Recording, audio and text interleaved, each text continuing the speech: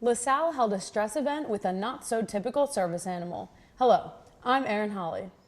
And I'm Nick Palayo. Philly's Fire and Police Department hosted a conference in honor of International Women's Day. We have all this and more coming up on LTV News, where the action never stops.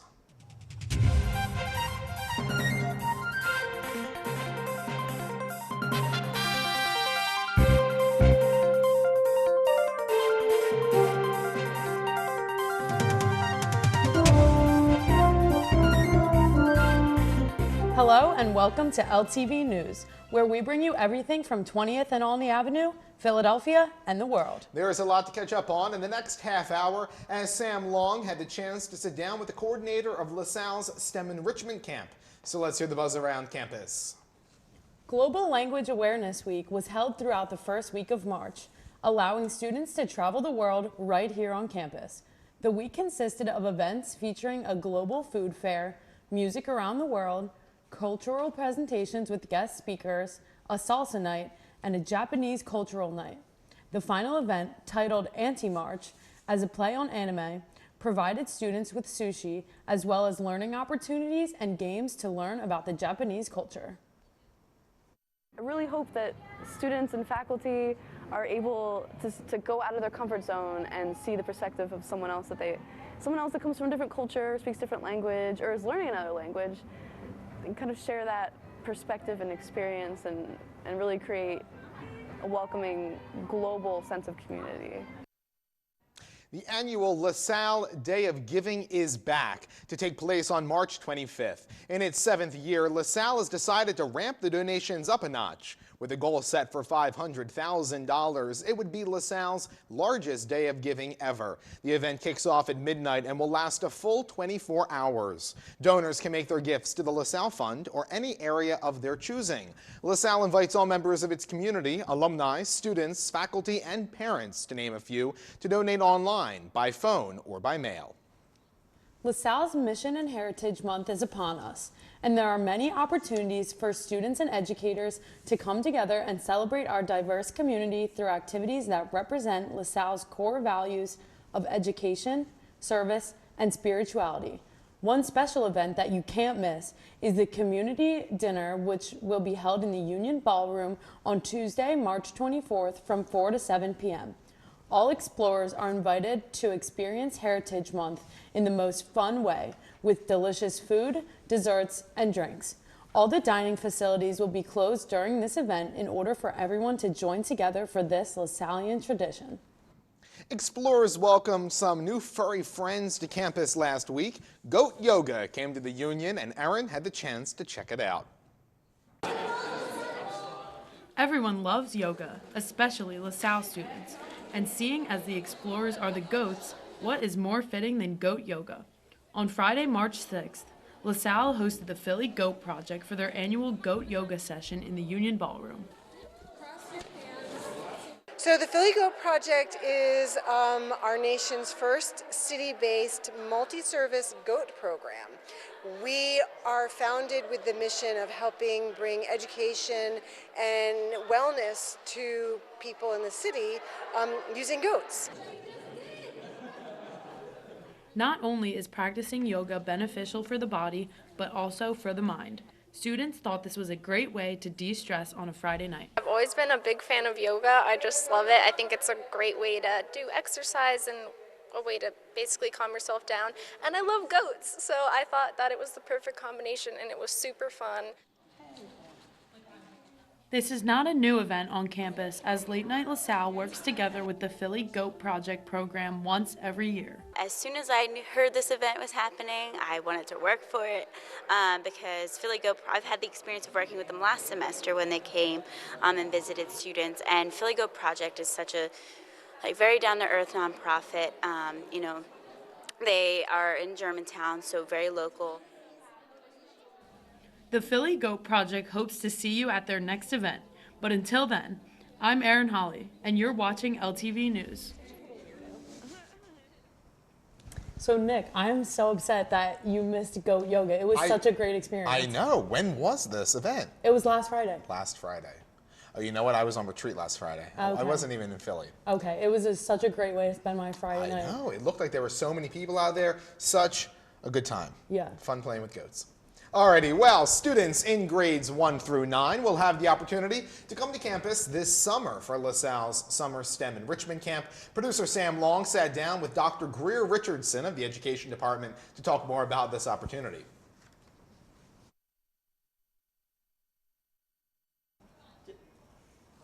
Today I'm sitting down with Dr. Greer Richardson to talk about the LaSallian Summer STEM Enrichment Camp. Thank you so much for sitting down with us today. So can you tell us first, what is this camp? That's a long word, but I know a lot of words there. So summer STEM. So STEM actually stands for science, technology, engineering, and mathematics. So basically the math and science areas that kids would normally have in school. It's an enrichment camp in that it's academic in nature. So the first half of our day is academics, and our students come in and learn a lot about integrated STEM. They do a lot of activities with our graduate students. And then in the afternoon, we have a typical camp. So kids get a chance to get outside, get out to the fields, play games, arts and crafts, computer activities, that sort of thing. now you said that they're learning in the morning. What's the curriculum like for them? Actually, it's a great question. So our graduate students are part of the summer camp. They have a field experience as part of their program. So when they come to us as LaSalle candidates for teacher education, they actually teach in the summer camp. So they actually develop the curriculum. So we give them the broad ideas. We say it has to be STEM, has to be integrated, and we say that this year the theme is going for the gold, learning through sports. So they have to figure out over the course of some months before the camp exactly what they're going to teach students. So all the camp counselors are just grad students? Actually, no. In the first half of the day, all of our counselors essentially are graduate students. Then in the second half of the day, those students go away and do some other things they need for their program. And the rest of the time, we have camp counselors come in and do work with the students. So they see basically two groups of adults during the day. Now, is the learning part in the morning, is that mixed with activities to try to keep the kids engaged, or is it strictly like kind of like a schooling kind of teaching in the morning, and then it just flips the switch and then just turns to fun? The entire day is engagement. Okay. So even though they're in actual classrooms, we actually transform Heyman Hall, the first and second floor of Heyman Hall, into classrooms for them to work. And they're actually doing activities all day. So they're hands-on, they're engaged. And because we have graduate students who are in areas such as Spanish education or biology education or English, each one of them actually creates activities for students in those content areas. So they have all sorts of engaging activities throughout the day. Now, the hands-on activities, are they more just like, basic things you see normal kids do, like science fair projects, or is it a little more in-depth than that? I would say it's a little more in-depth than that, because they actually have, our graduate students create units of instruction. So they actually walk them through kind of the beginning of understanding and then developing ideas. And then we actually have a culminating experience at the end of camp where parents come in and see their final projects. So in the end, it may look a little bit like a science fair, but every classroom is different. Every set of activities is different. It's really not one curriculum for any one group of students. We actually have kids who come to us, those entering first grade through entering ninth grade. So we have a wide range of curricula that students are actually engaged in. Now, for the final projects you were talking about, are they mostly just science projects, or can the students who choose their final projects kind of focus on any particular STEM branch? Actually, they can focus on any particular STEM branch that they like. So it's always with the guidance of the instructors. So do you usually see a lot of them science, or are their kids like showcasing their like computer skills, or? Actually, all of the above. Actually, one of our partners in this process is the Writers Matters program. So we've had that here on campus for many years. Bob Vogel is the one who started the camp. And Kim Lewinsky does that work with teachers out in school. So they have actually partnered with us this year to do that work. So one of the things the kids actually work with are Ozobots. Those little circular bots, and they actually create stories, so there's literacy development, but they're also programming these Ozobots to actually move around within their stories. So there's some computer programming as part of the camp as well. Okay, that's really cool. So this camp is not new at LaSalle. It's been going on for quite some time now. I believe you said 20 years it's been going on. Has there been a lot of changes since it started? Definitely been a lot of changes. So many years ago, 20 years ago, we used to have this camp off-site in the Hatboro-Horsham area, Upper Dublin area, and we had multiple campsites. So depending on the program that our graduate students were in, they would actually teach in different sites. We've brought all of those students back to main campus. We're now servicing the community right in our area here, and we have all of our students across our program in one camp. Do you find that most of the students who enter the camp are just kids that live around the LaSalle area?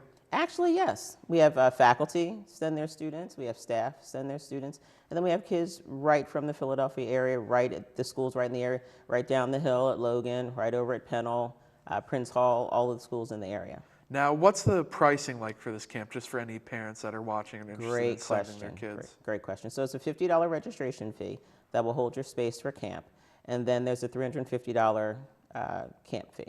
So a total of $400. That sounds like a worthwhile $400. I think for 3 weeks of camp. So we actually start on June 29th and we end on July 17th. We're there from 8 o'clock to 4 o'clock. That's a full day of activities for kids.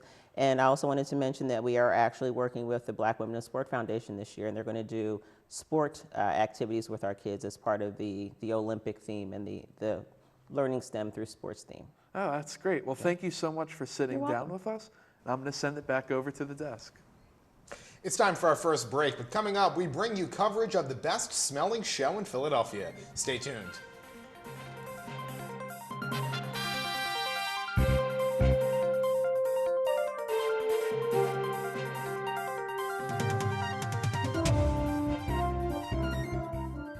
Yo, bro, what's good? What's going on? How you feeling, man? Doing good. How you doing? When'd you start smoking? Smoking? It's a jewel, bro. It's a jewel? Yeah. Listen, you might as well be smoking cigarettes. When you start juuling or vaping, you're 4 times more likely to start smoking cigarettes. Is that true? That's very true. Give me this jewel. You don't need it. To learn more about e-cigarettes, go to thetruth.com.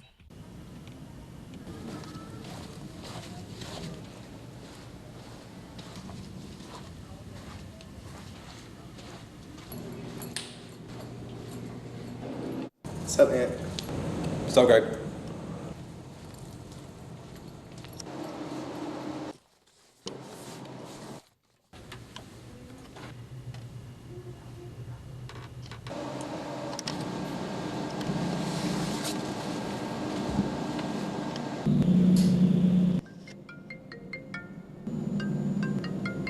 Hello? Don't be nervous. Are you the one who's been watching me? We've been watching you this entire time. Who is this? You should already know who's watching you. What do you mean? It's us, LaSalle. LaSalle? LaSalle TV. Oh, we are watching LaSalle TV.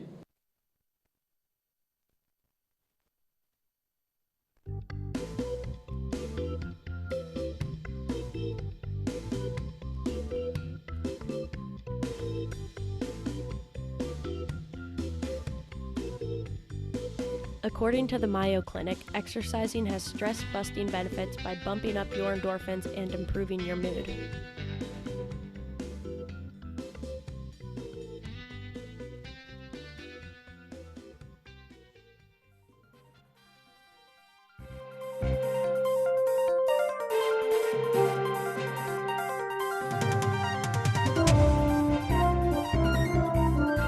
Welcome back. As the rapid spread of the deadly coronavirus, or COVID-19, continues, Philadelphia schools have taken steps to protect their students. Several local universities, such as Arcadia, Drexel, Rutgers, and Temple, are canceling class and study abroad trips. Other precautions are being taken by the CDC and the U.S. State Department, such as the release of do not travel notices. Arcadia University has canceled its short-term study abroad and global field study courses for the spring semester. In addition, Rutgers has canceled all study abroad and spring break travel programs. International travelers are putting themselves more at risk for the coronavirus than anyone else. After multiple cases have tested positive in Philadelphia and neighboring counties, everyone must be extremely careful with taking proper hygiene precautions. The Philadelphia Flower Show was in full bloom down at the Convention Center. Producer Julie Wood got the chance to check out this popular week-long event. From February 29th to March 8th, the Convention Center held the Philadelphia Flower Show. The show is the nation's largest and longest-running horticultural event, attracting visitors from around the country. The Pennsylvania Horticultural Society started the show in 1829, flourishing into the floral function it is today. Oh man, there's nothing quite like it. It's such a rush. I was up at 2:30 in the morning yesterday to meet media for their morning shows, and I was here until 10 o'clock last night. And there's just nothing that compares to the sudden inflow of media attention, all kind of concentrated into a weekend and an entire week. This year's theme is Riviera Holiday, featuring stunning displays of diverse and sustainable plants as well as garden and design concepts. We picked the French Riviera because it's a part of the world that's known for beautiful gardens. We also wanted to pick it because it's also a very arid part of the world, so we thought it would be an opportunity to talk about more kind of water-wise gardening and how to do gardening where you have to do kind of less input. The week-long event consists of competitions, gardening presentations, interactive activities, and a marketplace to bring a piece of the show home with you. While these elaborate displays and arrangements are around for 1 week only, the Pennsylvania Horticultural Society also works in the community to inspire environmental change all year round. We clean and green vacant lots, we plant trees around the city and around the region, and we do so much good work that I hope people can really get engaged and get involved with. For LTV News, I'm Julie Wood. On Tuesday, March 3rd, Philadelphia's City Council released a 20-page plan laying out multiple initiatives to reduce the number of residents living in poverty by 25%. The Philadelphia Poverty Action Plan was created by members of the Council's Special Committee on Poverty Reduction and Prevention, a commission formed in March 2019 to provide recommendations for getting around 100,000 Philadelphians out of poverty by 2024. The report showed Philadelphia's poverty rate at 24.5%, with more than 377,000 Philadelphia residents living below the national poverty line. The plan gives recommendations for using private-public partnerships to tackle housing, jobs, education, and the social safety net for poverty-stricken Philadelphians. Mayor Jim Kenney remarked about the plan, saying, quote, "Poverty alleviation is traditionally a role of the federal government, but now more than ever, cities like ours must lead on this and other critical issues," unquote. How and when the plan will be implemented is still unclear. Drivers of the Pennsylvania Turnpike should know that a new system has been recently implemented to regulate speed. The Automated Work Zone Speed Enforcement Program, which went into effect last week, places cameras at construction sites along the Turnpike to capture cars speeding. The system will capture drivers who are going more than 11 miles per hour over the speed limit. First-time offenders will be issued a warning, followed by a $75 fine. Frequent speeders could be fined up to $150 automatically. This system is not an attempt to replace police enforcement, but rather an extra way for PennDOT to keep the roads safe for workers. PennDOT has said that these citations are civil and that no points can be added to licenses from them. After prolonged backlash from the community and elected officials, the opening of the nation's first safe injection site here in Philadelphia has been paused. Safehouse, the nonprofit tasked with operating the facility, announced that it would embark upon a number of conversations with community members before continuing with the project. However, the project's fate is now more uncertain as the Constitution Health Plaza, the building in which the safe injection site would be housed, has canceled its leasing agreement. All of this comes after a contested legal battle had resulted in a federal court ruling that the facility could move ahead with development and operation. Despite Mayor Jim Kenney's endorsement, numerous city council members had joined community members in complaining that they were not consulted in the decision-making process, saying also that a safe injection site would bring crime and drug dealers to South Philadelphia. On Saturday, March 7th, the Philadelphia Fire and Police Departments held their annual Women's Day conference. The event was held at the Red Cross Center in the city, and female employees from the fire department and police women all came out to celebrate this event. The event featured a keynote talk from the new police commissioner, Danielle Outlaw, who spoke a message of empowering women and pushing through adversity in a male-dominated work environment. The event also featured panels of women in both forces talking about their experiences, networking spaces, and even a photo booth. This event was a great early way to celebrate International Women's Day held on Sunday, March 8th. Well, this is another successful event to celebrate International Women's Day. Yes. A lot of Hot topics in this segment, the Yes, safe rejection very site and the quick turnaround we saw from it being open and the legal battle surrounding that, then to turn around with the community backlash. I know Mayor Kenny is getting a lot of backlash from his support of that. Now some council members are kind of turning against that, so that's something we need to look out on in the future. Yeah, definitely. Coming up after this last break, your next vacation could truly be out of this world. We'll be right back.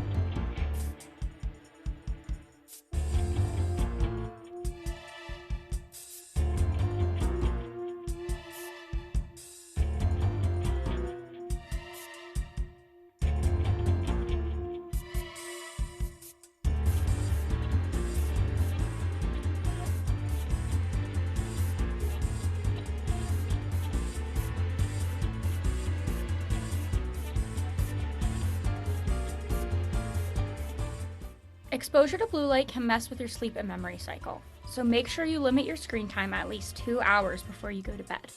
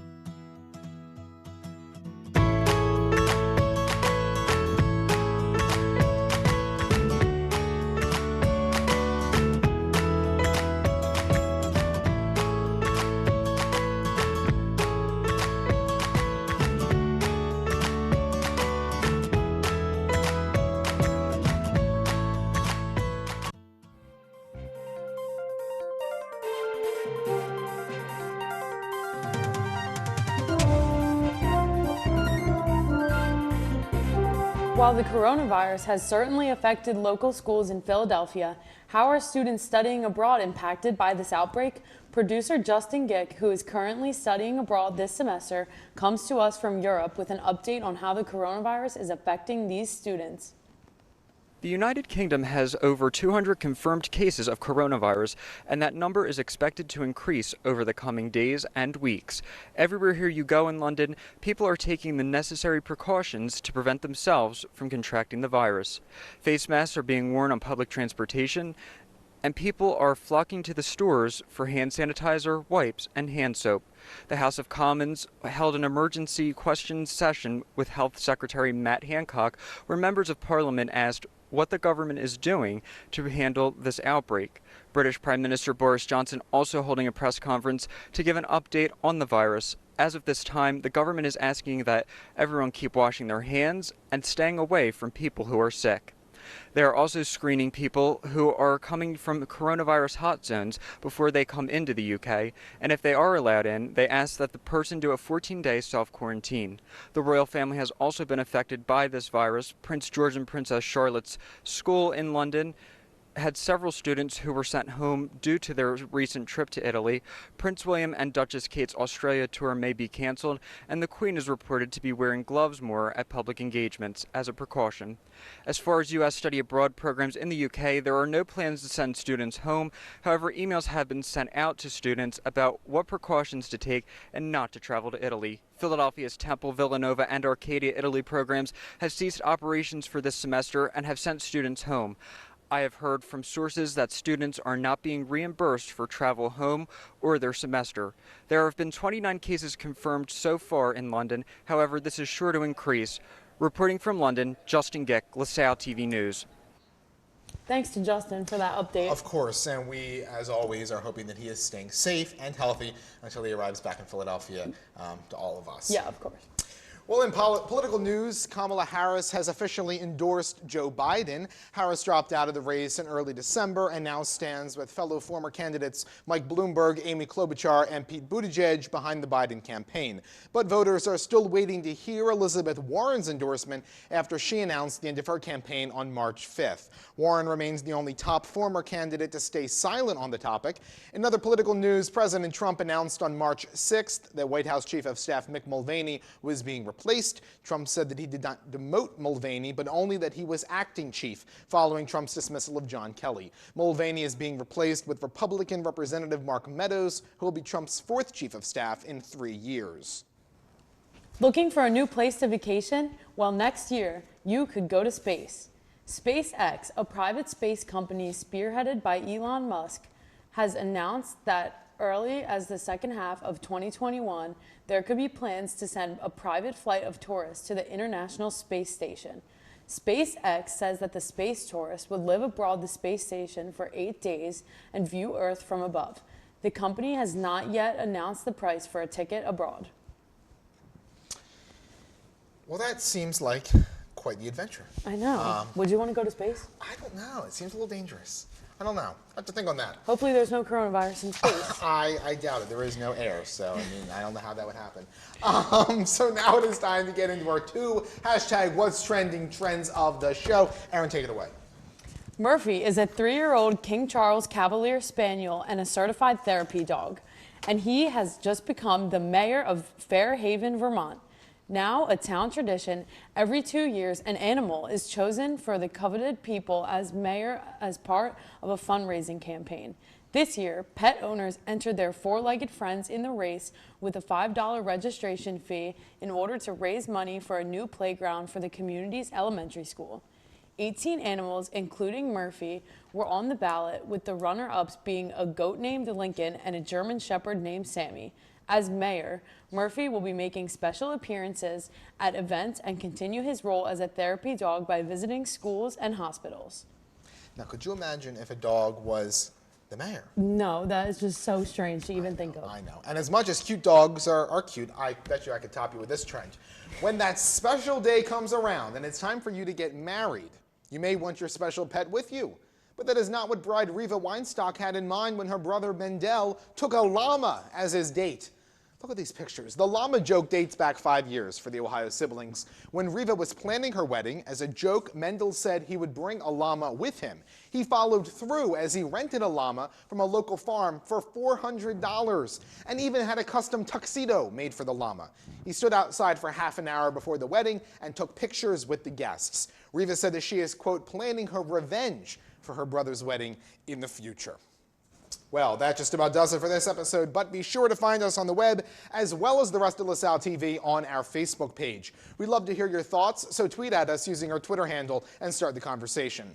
If you missed the scoop and want to see it, you can find episodes on YouTube on our LaSalle TV Philly page. Until next time, for Justin Gick, Sam Long, Aaron Holly, and the entire crew, I'm Nick Palayo. Thanks for watching LTV News, where the action never stops.